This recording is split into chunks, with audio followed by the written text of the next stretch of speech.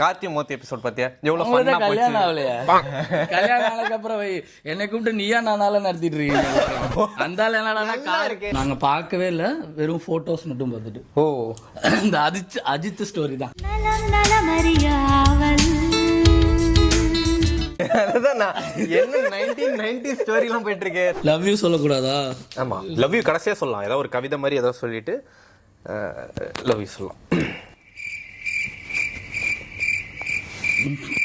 வியாவோட ஃப்ரெண்டுன்னு நினைக்கிறேன், ஷீபா ஐசக் தெரியுமா? ஆமா ஆமா, எனக்கு தெரியாது, இவளுக்கு தான் தெரியும்.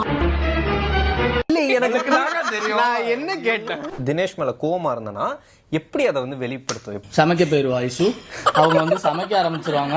எப்படி கோவம் வந்தா சமைக்க போயிடுவியா? அதுக்கப்புறமா கல்யாணம் ஆயிடுச்சு. அதுக்கப்புறம் அவ பாஸ் ஆயிட்டா, நான் அவள்கிட்ட ஒர்க் பண்ணி. அதுக்கப்புறம் வீட்டுல தான் பேபி இருக்குமே. பேபியா? அது யாரு? அவகிட்ட தான் நான் புருஷனா ஒர்க் பண்றேன். அதுக்கப்புறம் கல்யாணம் ஆச்சு. டிக்கு